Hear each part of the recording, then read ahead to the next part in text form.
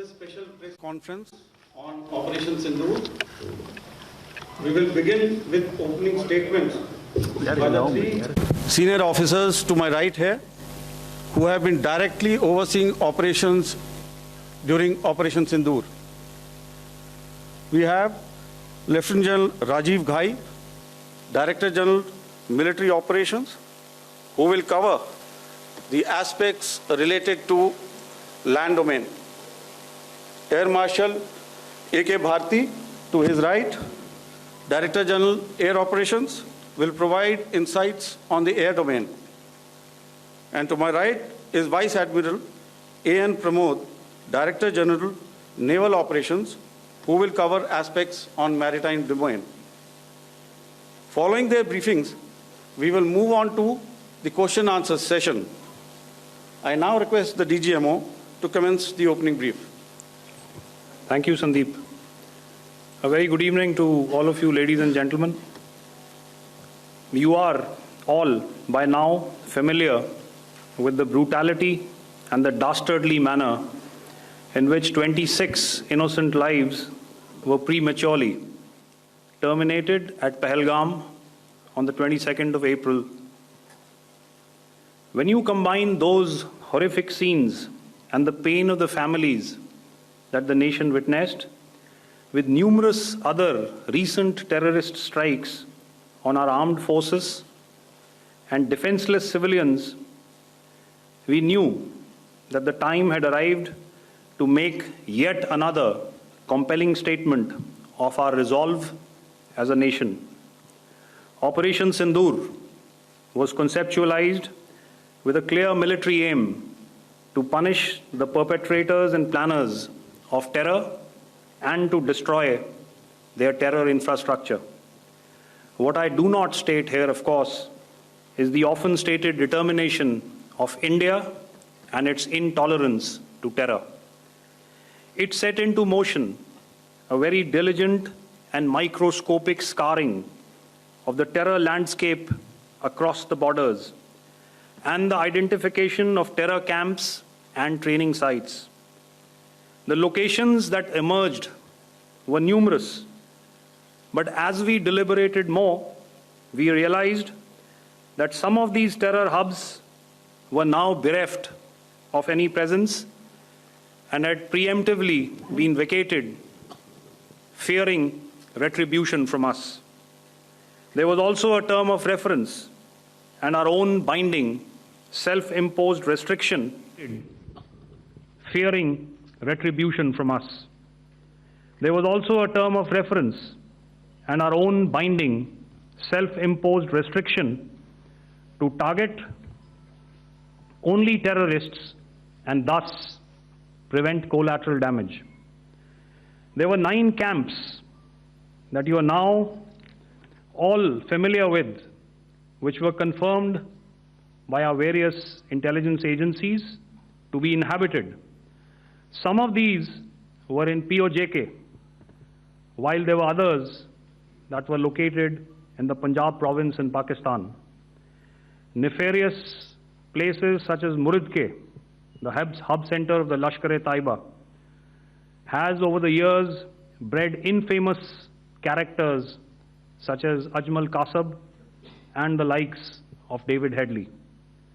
What followed was a careful scrutiny of each of these sinister locations, their layout, configuration, even the type of construction in each structure, and the terrain obtained around these.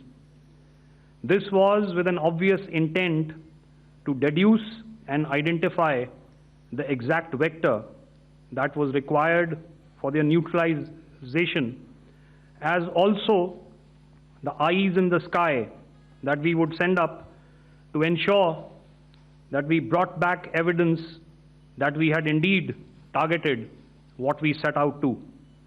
The precise images of these engagements on that fateful and historical night have already been showcased during the first press statement on the 7th of May that was helmed by our Foreign Secretary. I have no doubt in my mind that we achieved total surprise And those strikes across those 9 terror hubs left more than 100 terrorists killed, including high-value targets such as Yusuf Azhar, Abdul Malik Rauf, and Mudassir Ahmed that were involved in the hijack of IC-814 and the Pulwama blast. The line of control was also violated soon after by Pakistan, and the erratic and rattled response of our enemy was apparent from the number of civilians, inhabited villages, and religious sites such as Gurudwaras that were unfortunately hit by them, leading to a sad loss of lives. The Indian Air Force played a major part in these strikes by engaging some of these camps, and the Indian Navy provided wherewithal in terms of precision munitions. The Indian Air Force obviously had their assets up in the sky, and I will here request Air Marshal Bharti, the Director General of Air Operations, to detail for you the methodology that the men in blue adopted to successfully manifest this mission. Thank you, Rajiv. A very good evening, ladies and gentlemen. It indeed is a difficult time that we have to come here like this and brief you. We could have done without this, but we had no choice. As the DGMO has detailed, the event was precipitated by the dastardly act at Pahalgam. The sequence of events have already been detailed. We carefully selected the targets, and out of the 9 selected targets, the target systems that were given to the Indian Air Force were the notorious training camps at Bhavalpur and Muridke, these being further from the international boundary. Through critical target system analysis, we analyzed what was to be done to annihilate these targets and plan to engage these targets with precision air-to-surface guided munitions so as to avoid collateral damage. The modalities of planning process I will not go through at this instant. However, what I would like to show you is the results that we achieved through our targeted airstrikes. Could I have the second slide, please?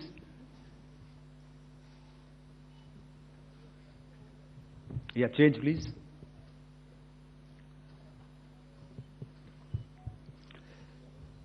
Okay.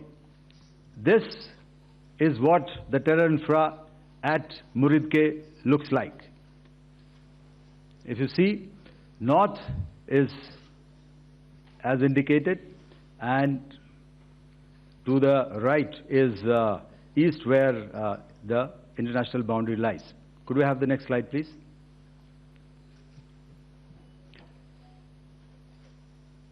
Orientating. Just go back to one slide. Okay. Please have a look at this red building, the series of buildings out here, and this empty ground. Next. If you relate, the empty ground is here, and you see this is the first weapon that is impacting. This is the impact point number 1 on Muridke training camp with our precision guided weapons on early morning 7th. Next, please. Keep your eyes glued for the second weapon coming in and the second impact on the selected target point. Next slide, please.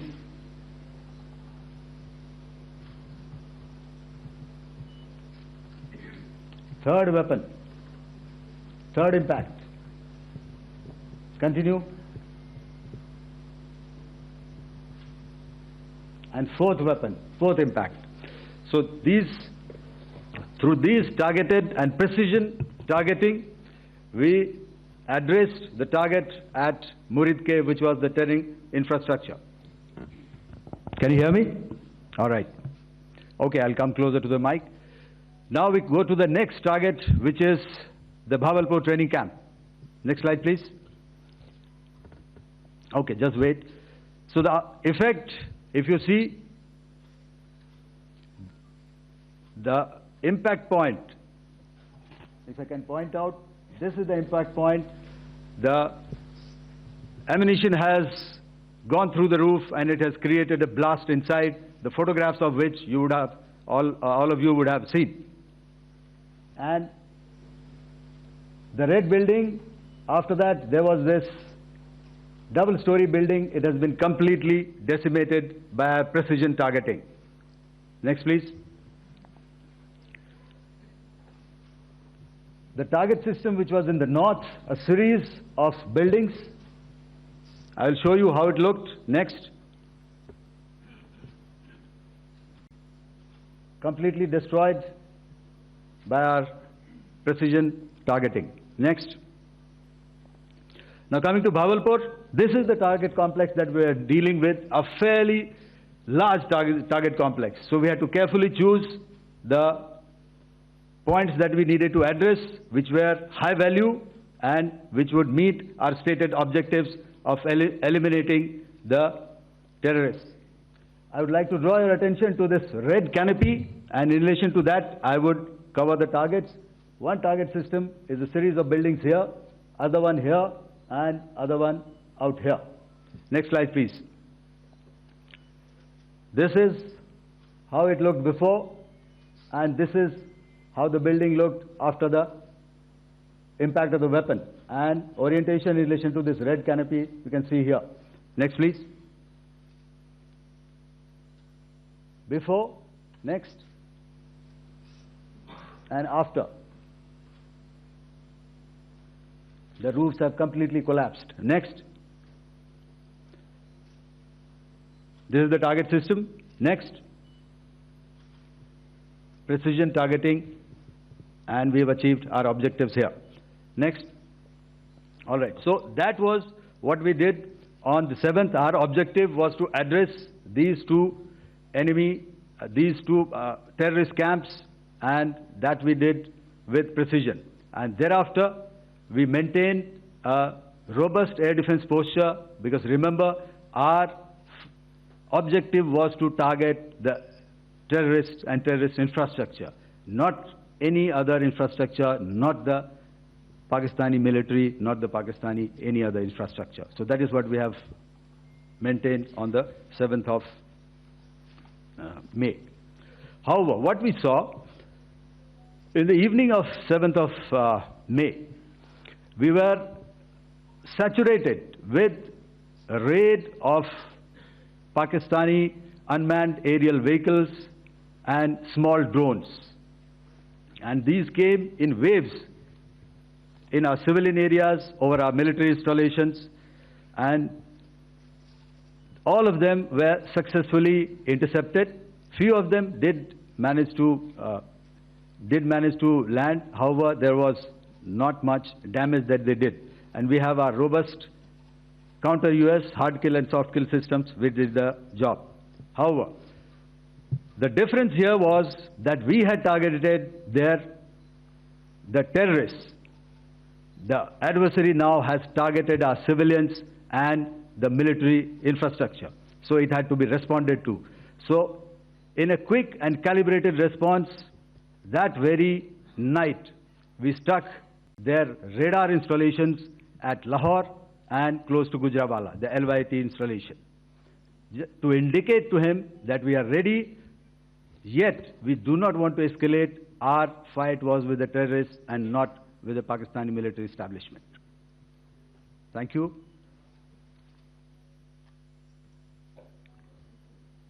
Thank you, Air Marshal Bharti. So, ladies and gentlemen, he's outlined operations not only on the night of 6th and 7th of May, when Operation Sindoor commenced, but also on the subsequent night. Being well aware and familiar with the congenital and impulsive nature of our adversary, and even though we did attempt to reach out and communicate our compulsions to strike at the heart of terror to my counterpart in the immediate wake of Operation Sindoor, the request was brusquely turned down, with an intimation that a severe response was inevitable and in the offing. We were, of course, prepared. Operations on the 7th and the 8th, Air Marshal Bharti spoken about. On the night of 8th and 9th of May, they flew drones and aircrafts into our airspace all across the borders and made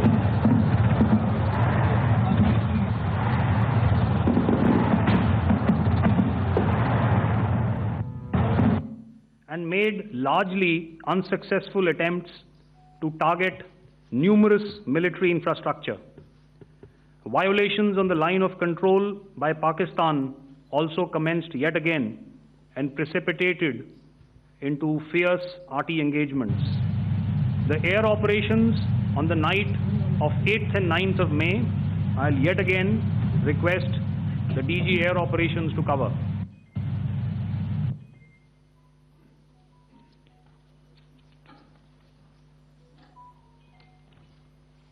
So I just covered what happened on the night of 7th and 8th.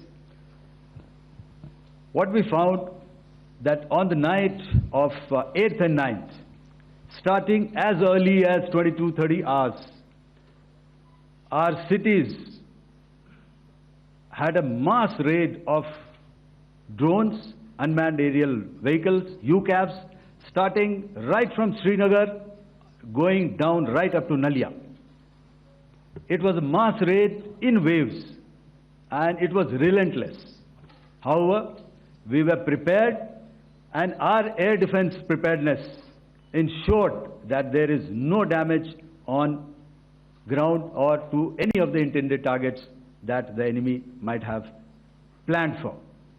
The difference between 7th night and 8th night was that on 7th night, he sent in his Jihad class of UAVs, however, these UAVs can go some distance, they are armed. However, on the 8th, less numbers of armed UCAVs were there or UAVs were there, and more numbers of quadcopters, maybe for surveillance or just for harassment of civilians. This continued till midnight. Our air defense preparedness ensured that there was no damage on the ground, either to the military installations or to the civilians.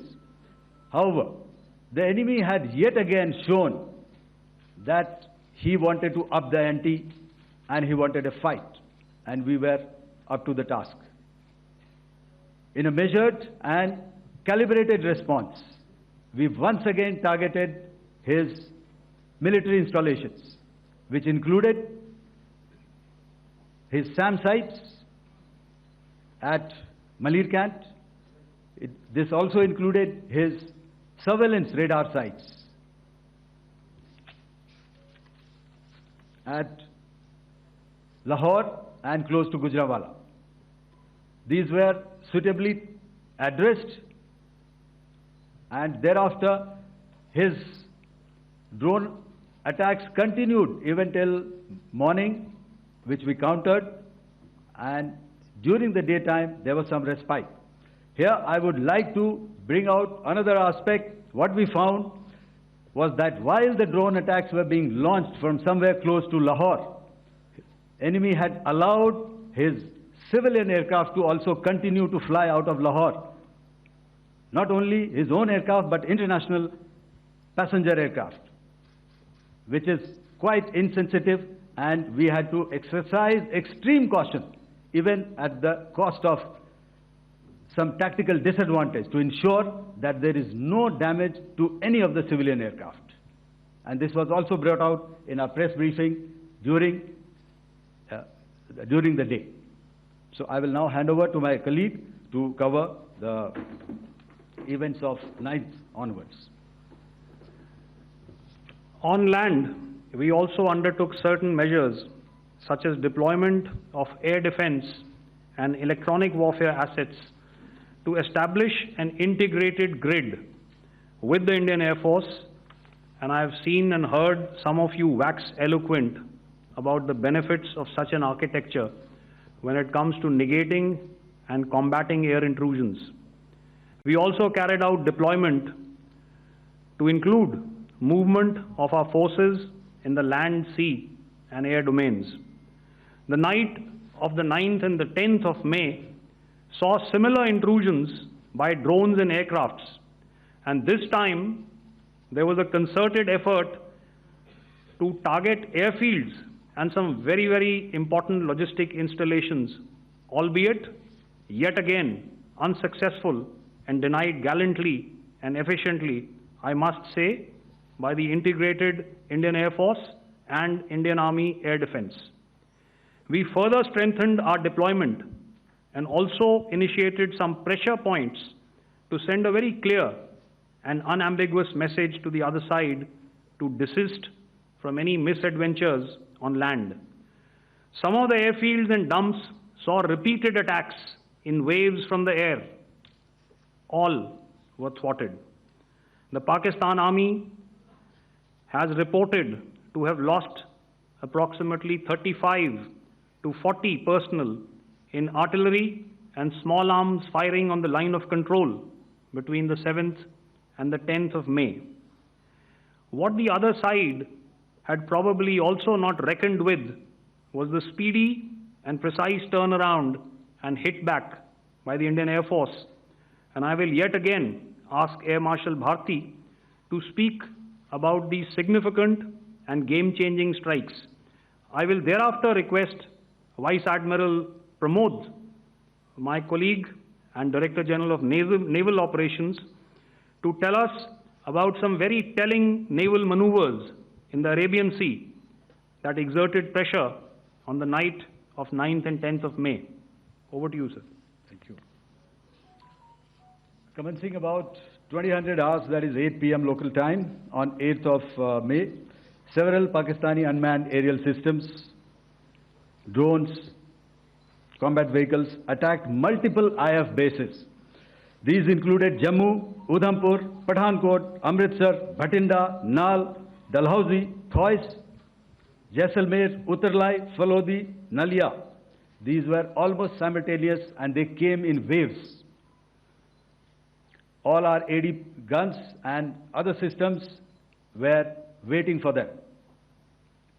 All these waves were neutralized by our trained crew using the air defense systems that they have, and also some of them were utilized using our legacy systems like Pechoras and IF Summer, which we have recently acquired. And some were neutralized by the Garud snipers. There was no damage on ground from these incursions and these mass raids, if I could call them, from the Pakistani side. However, following these relentless attacks on our air bases, on our forward positions, and on our civilian targets, this was time to convey some message to our adversaries. And therefore, a decision was taken to strike where it would hurt. And towards that, in a swift, coordinated, calibrated attack, we struck his air bases, command centers, military infrastructure, air defense systems across the entire Western Front. The bases we struck include Chaklala, Rafiki, and mind you, Chaklala is Islamabad, Rahim Yar Khan, Sakar, sending a clear message that aggression will not be tolerated. This was followed by strikes at Sargoda, Bholari, Jacobabad, We also struck the C2 centers at Murid, the UAE complex at Murid, Rafiki, radar at Chunia, which I will show you, Rahimyar Khan airfield, and the unmanned combat aerial vehicle hangar at Sakar. I would like to reiterate here that we have the capability to target every system at these bases and more. However, it was only a measured response to instill good wisdom to our adversary to refrain from further escalation. IF response was directed only at military installations, avoiding civilian and collateral damage. I would now like to show you some of the effects that have been achieved as a result of our air operation.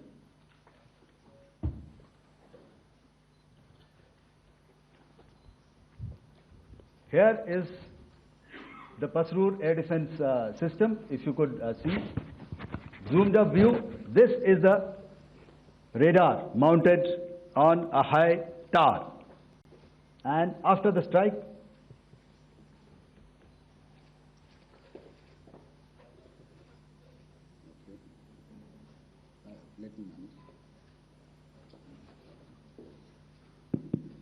thank you. Can you hear me? Yeah, thank you. And after the strike, this is what has happened. This radar has been taken out, completely burnt. Next slide, please. The Chunia air defense radar, which was taken out on 7th and 8th. This is the radar site. A blown up photograph, once again, on a tower. Not very clear, but what you see very clearly is the after effect after we have struck. The radar head has been completely decapitated. Next slide, please. Arifwala air defense radar. In this complex, you see how it looked before, blown up image, and after really blown up. Next. Now coming to Sargodha airfield. Remember, this is one of their important airfields wherein they have a lot of assets, F-16s, other assets which they keep getting, training institutes. And we have stuck this airfield. It is not, if you zoom in here, then one impact point here on the runway and second impact point of our weapon, precision weapon on the runway. And if you see this blown up, repairing going on. Same here. Next. Rahimyar Khan. This is the area we have struck. A deep strike out here and one complex here. So this is how it looked before, and same. You see a big crater, another crater here, and this complex after strike neutralized. Next. Chaklala airfield, Noor Khan, once again a major air base, a lot of their logistic assets out here. This was the chosen complex that we intended to strike and convey a message. Next slide, please. This is how it looked before, and this is how it looked after our strike. Next. Sakar. We chose the radar site at Sakar. This is the radar site, and after it was struck, this is the aftermath, completely burnt out. Next, please. Aircraft shelter. This is how it looked before the strike, and this is how it looked after the strike. The roof of the buildings completely caved in and burnt. Next. Bolari airfield, aircraft hangar. This is how it looked before, and this is how it looked after the precision strike. Next. Jacobabad, aircraft hangar, and this is how it looked after. Next. So what I'm trying to convey here, ladies and gentlemen, is to start with, Our fight was neither with the Pakistani military nor with anybody else who's there on the other side. Our fight was with the terrorists. We neutralized the terrorists that we selected to be neutralized, and thereafter we only maintained the air defense posture. However, we were relentlessly pounded by waves after waves, night after night, by his UCAVs, by his drones, and by his other unmanned aerial systems. And that left us with no choice but to retaliate, and yet our retaliation was calibrated, it was graduated, and it was proportionate. Thank you.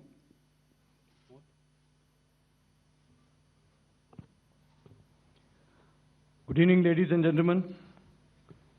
In the aftermath of the cowardly attacks on innocent tourists at Pahalgam in Jammu and Kashmir by Pakistani-sponsored terrorists on 22nd April, the Indian Navy's Carrier Battle Group, surface forces, submarines, and aviation assets were immediately deployed at sea with full combat readiness in concert with the Joint Operation Plan of the Indian Defence Forces.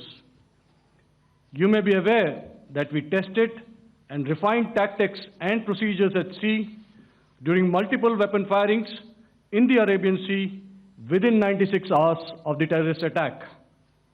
The aim was to revalidate our crew, armament, equipment, and platform readiness to deliver various ordnance on selected targets precisely.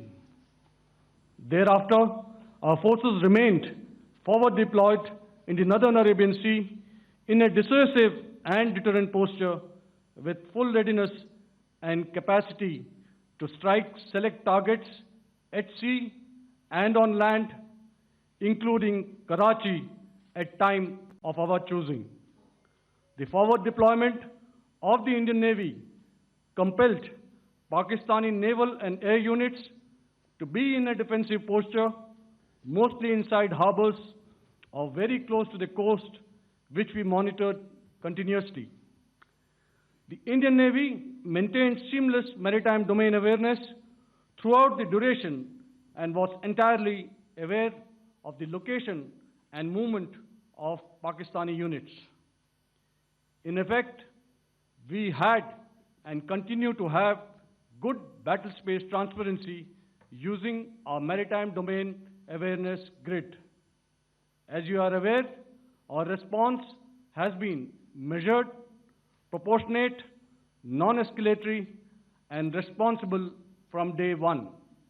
Accordingly, the calibrated approach considered all options, including the ability of the Indian Navy for offensive action from and at sea. As part of this escalation control mechanism, the application of force by the Navy was planned in a synchronized manner in coordination with the Army and Air Force, the highlight being teams from the three services working closely in an integrated manner. Along with the kinetic actions by the Indian Army and Indian Air Force, the overwhelming operational edge of Indian Navy at sea contributed towards Pakistan's urgent request for a ceasefire yesterday. As we speak, Indian Navy remains deployed at sea in a credible deterrent posture to respond decisively to any inimical action by Pakistan or Pakistan-based terrorists. Thank you. Samno Varna, Jai Hind. Now I'll hand over to Director General Military Operations for further proceedings. Ladies and gentlemen, on the 10th of May, in the morning, even as we were getting into a huddle to wargame the events of the previous night, a routine exercise, I received a message on hotline from my counterpart in Pakistan seeking my willingness to communicate. Since our initial aim was to strike at terror camps, and all our actions in the subsequent days were in response to the intrusions and violations by the Pakistan Air Force and its army, it was decided that I would indeed speak with my counterpart. You are already aware I've seen it being covered on national television, that my communication with the Pak DGMO was conducted at 15:35 hours yesterday and resulted in cessation of cross-border firing and air intrusions by either side with effect from 1700 hours, 10th of May, after he proposed that we cease hostilities. We also decided to further speak on the 12th of May, that's tomorrow, at 1200 hours, to discuss the modalities that would enable the longevity of this understanding. However, disappointingly, and must I add, expectedly, it took only a couple of hours for the Pakistan Army to violate these arrangements by cross-border and across the line of control firing, followed by drone intrusions across the expanse of the Western Front through last night and in the early hours of the morning today. These violations were responded to robustly and dealt with as they must be. We have earlier today sent another hotline message to my counterpart highlighting these violations of the understanding between the DGMOs on the 10th of May and our firm and clear intent to respond to these fiercely and punitively, if repeated tonight, subsequently, or later. In this regard, I must inform all of you that the Chief of Army Staff has earlier today conducted a security review and has granted full authority to our Army commanders for counter-actions in the kinetic domain in case of any violation by Pakistan.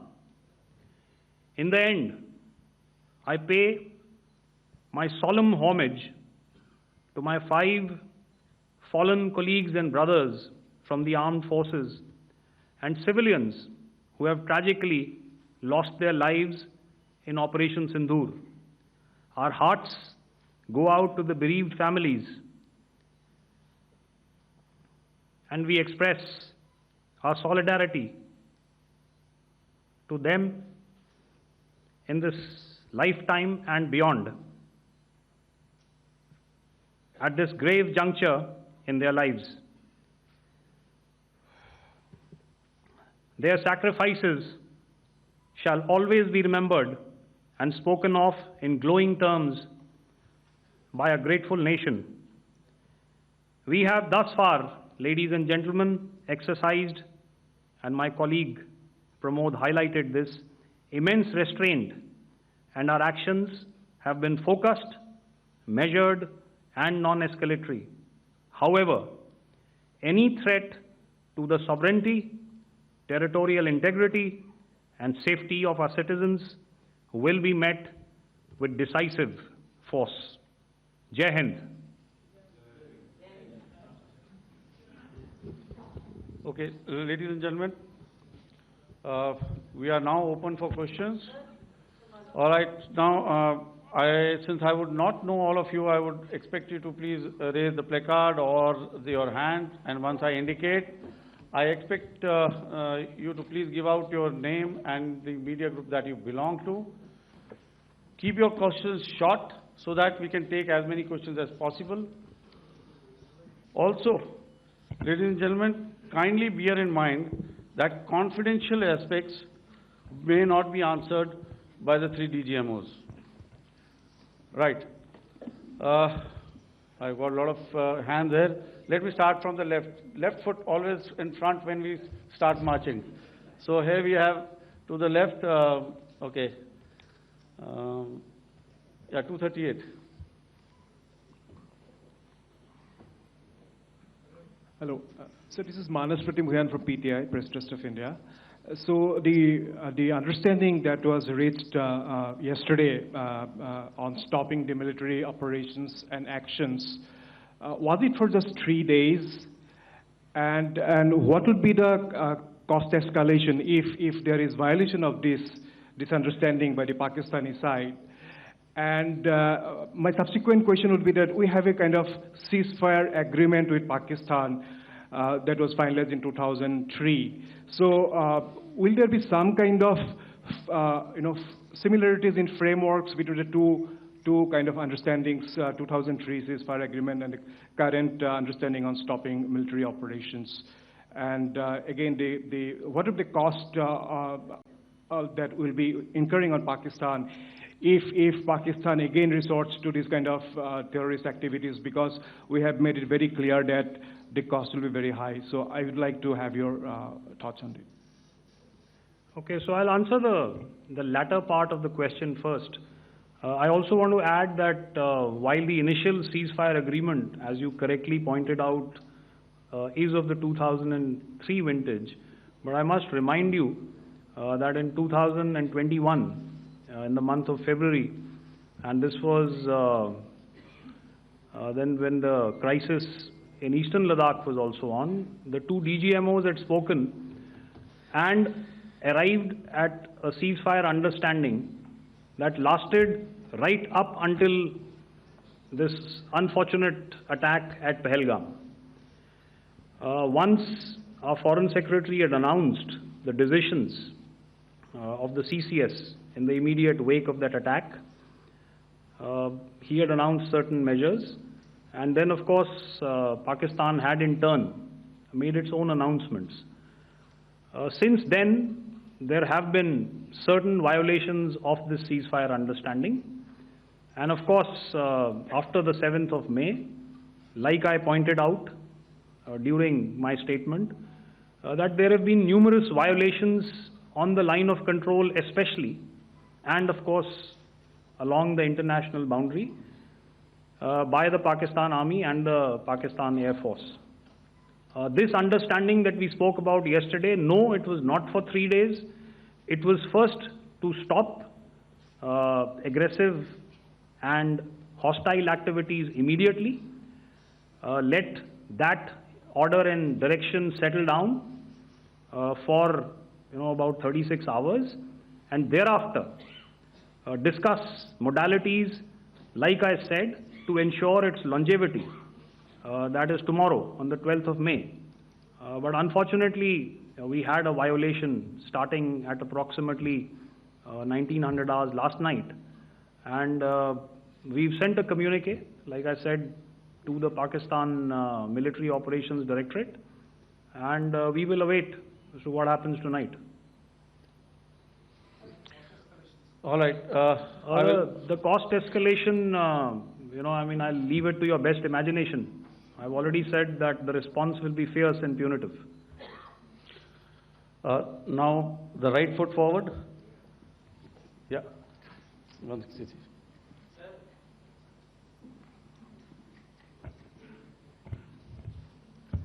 Sir, I am Ajit Dubey from ANI, sir. Sir, my question is that you talked about the loss of lives to the Pakistan Army, that was around 35 to 40 kills secured by the Indian Army. Sir, can you tell us what would be the total loss of life to the Pakistan Army in both Army and Air Force attacks, sir? And how good was the performance of the BrahMos, Scalp and the S-400 during the operations? And sir, since we have just one line. No multiple questions, please. Sir, all right. And since sir, we have achieved such a spectacular, we have made good achievements in this entire operation. Can we say that we have emerged victorious, or we have a big upper hand over the Pakistanis in this entire conflict? Thank you very much, sir. So I'll answer the question about the loss of lives on the other side. Of course, there are various means to ascertain that number. There is information from various agencies that come in. There are, of course, on the line of control, other ways to find out as to what has been the effect of what you are doing there in ceasefire violations. So therefore, I mentioned 35 to 40 on the line of control, and please remember that once Operation Sindoor was launched, the responses of the Pakistan Army were also on Indian Army or the Indian Armed Forces infrastructure. Let me put it that way. So that's why I did not cover casualties of the Pakistan Army, at least in the initial phases of battle, because those were not our targets. Our targets were terror-oriented, and of course later, once they launched air intrusions and air operations on our infrastructure, we've used heavier weapons, and of course there would have been casualties, but those are still being assessed. The effects of the weapons that you mentioned, I will request Air Marshal Bharti to apprise all of you about those. Good evening, Mr. Sujit. How are you? Ajit. Okay, we're meeting after some time. I never mentioned about any of the weapons that we used. Check. Okay. What I was saying, that I never mentioned of any of the weapons, the caliber that we used. All right, so we'll leave it at that. Those are matters of operational details which I would not like to go into. But suffice to say that whatever methods and whatever means we have chosen, it had the desired effects on the enemy targets. How many casualties? How many injuries? Well, to start with, our aim was not to inflict casualties, but in case there have been, it is for them to count. Our job is to hit the target, not to count the body bags. And the last part of your question, I wonder if you read out the tweet on ADG-PI at midnight once we'd done what we had to in Operation Sindoor. And that's credit to my friend here on the left. Justice has been served, Ajit. That is all that I will say. Ajit, I'll request you to, refrain putting words into his mouth. All right. Yeah, I'll come back to the left. 147. Sorry, 47. No, 47. Did I see it here or? Yeah. Good evening, gentlemen. Sorry, 147, I saw it there. Sorry. Yeah, since I've already said, 147, start please. Hi sir, good evening. This is Shivam Patel from Reuters News Agency. Thank you for giving me the opportunity. My question, sir, is how many military targets did Indian Armed Forces strike in Pakistan in response to the attacks from Pakistan? How were these targets selected? And how many troop casualties have been there in total on both sides, if you can give details? Thank you. I'm sorry, where are you? I haven't spotted his... He's to the right. Okay. Can you just repeat that for me, please? Sure, sir. So my name is Shivam Patel. I'm from Reuters News Agency. My question is, how many military targets in total did the Indian Armed Forces strike in Pakistan in response to the attack from Pakistan? How were these targets selected? And how many troop casualties have been there on both sides, if you can? So you're speaking of the targets that I mentioned in the wake of the attack at Pahalgam, right? Military targets, after response. Yeah, I think it's amply clear to everybody here that the Pakistan Army has not crossed the international boundary, neither in the plain sector nor on the line of control. So the intrusions have been in the air. There have been certain attempts on the line of control when ceasefire violations have been on to try and infiltrate and carry out and perpetrate activities that we are all very well familiar with. Whether these are by terrorists or by the Pakistan Army or its special forces and commandos is difficult to say, but each of these have been effectively thwarted. So therefore, as far as engagements of military targets on the other side is concerned, I thought Air Marshal Bharti covered those very well and in detail, and he also mentioned as to how they went about targeting those. I think those images were very clear and very, very graphic in telling us as to what we needed to hit. And you'll remember right at the outset I said that we even went into what was the construction in each of these locations, and therefore decided on the vector that had to be utilized. Please. Okay, if I could add to what the DGMO has said, I have already detailed the targets. Now, whether it is X numbers or Y numbers that is immaterial. And what damage have we inflicted? You have seen. What are the casualties on the other side? As I said, that is for them to count. As far as we are concerned, from the air defense side, if they had a choice, they would have definitely come in. They are fighters, there are more numbers of UCAVs. It is not that they did not intend to come in. It is only that our robust AD posture prevented them from coming in. So that must be known, and that must be realized by all the audience here. Yeah, I'll come to the left now, 24.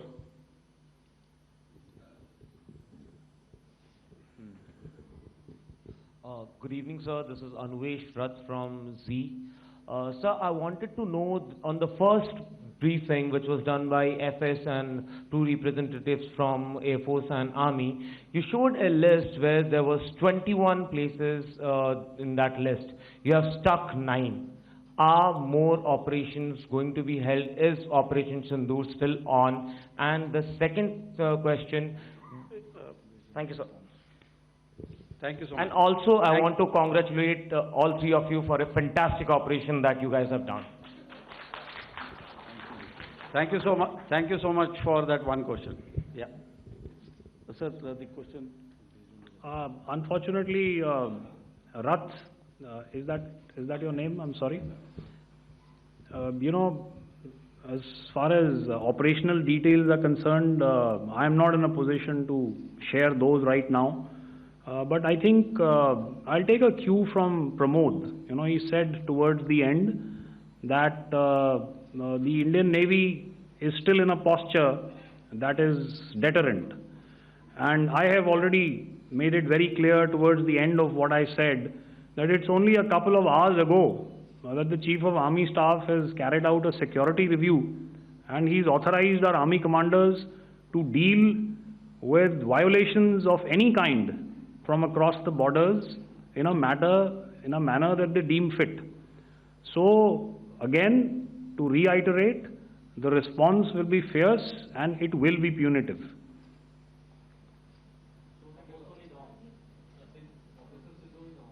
Yes. 163. I'll go back this side now. Yeah, 255. She said middle wale kya karenge, so 255. Oh, sorry. Good evening, sir. Yeah, I'm Shailesh from National Defense. Please allow me, first of all, to pay my gratitude for protecting us Indians. Thank you very much. Sir, since the enemy has been talking about taking down our aerial platforms, it would be deemed fit in case we can reveal that we have taken down their fighter jets. What could be the number? Though you said that they may be not good to reveal the platforms, but since this has come from various quarters in Pakistan, so I believe that we need to answer, in case if you can, sir, if you may allow. The question is for me? Yes, sir. Okay, and if I get it right, you want to know how many of their planes we have downed? Yes, sir. Yes, sir. All right. See, as I said, their planes were prevented from coming inside our border. All right. So we do not have the wreckage with us, but definitely we have downed a few planes. Numbers, we would not like to hazard a guess out here. Okay. I have the numbers. Okay, and we are getting into the technical details of it to establish it. So I would not like to put a figure at this time, but definitely there are losses from their side which we have inflicted. Were they please don't ask fourth generation plus, sir? See, you're putting words into my mouth. Why do you say fourth generation? Let us make it high tech. Thank you so much. All right. Yeah, 163.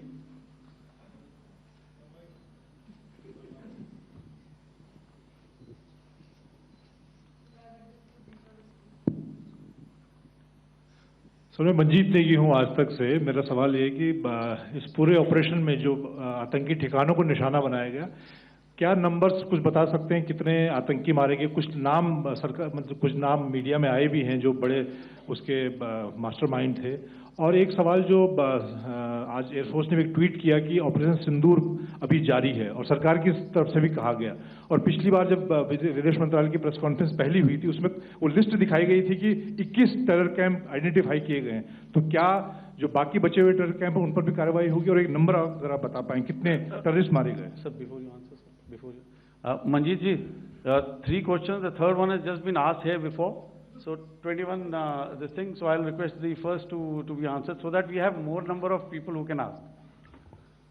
Manjeet, जब मैंने statement दिया तो मैंने शुरू में ही कहा कि जैसे ही ऑपरेशन सिंदूर कॉन्सेप्चुअलाइज हुआ तो हमारा जो पीछे की कार्रवाई होती है स्पेड वर्क और टारगेट्स को आइडेंटिफाई और एनालाइज करने की कार्रवाई शुरू हो गई थी।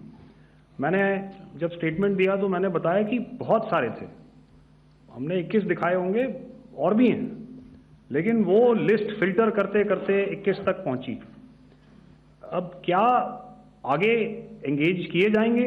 अगर ज़रूरत पड़ेगी तो ज़रूर एंगेज किए जाएंगे, लेकिन मैंने बताया कि इस समय जो इंट एजेंसीज ने हमें बताया कि फलाने कैंप में प्रेजेंस है, हमने उनको एंगेज किया।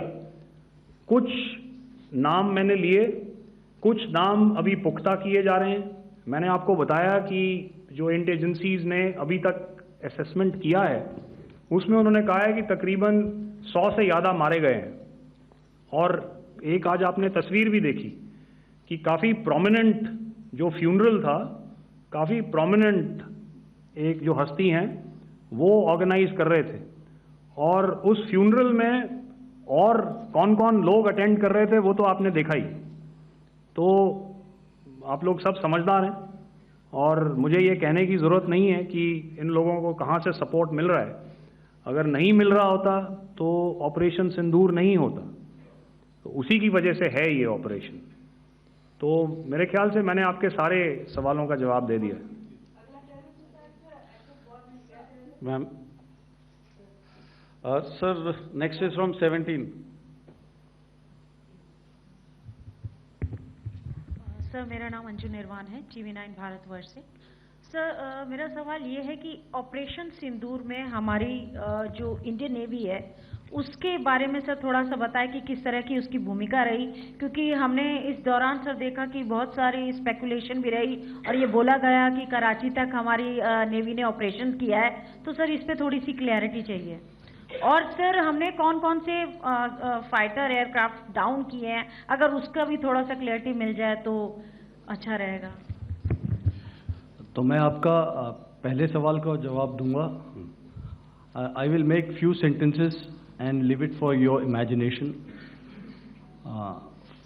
First of all, as I mentioned, we have quantitative and qualitative edge to deliver a massive blow to our adversary, and we completely dominate in the maritime front. Indian Navy's action is part of the escalation ladder mechanism which we have worked out amongst 3 services. This time, if Pakistan dare take any action, and Pakistan knows it, what we are going to do. That's all. Okay. आपके सवाल का जवाब मैं पहले दे चुका हूं। आपके सवाल का जवाब मैं पहले दे चुका हूं, इसलिए मैं बस उस तक ही सीमित रखूंगा और इतना कहना चाहूंगा कि आने वाले दिनों में आपको खुद ही पता चल जाएगा और ऐसी बातें छुपी नहीं रहती हैं, तो पता चल जाएगा। So at this time will just let it be. Okay, ladies and gentleman, तीनों सेनाओं की प्रेस कॉन्फ्रेंस, ऑपरेशन सिंदूर की एक एक जानकारी आपके सामने रखेंगे।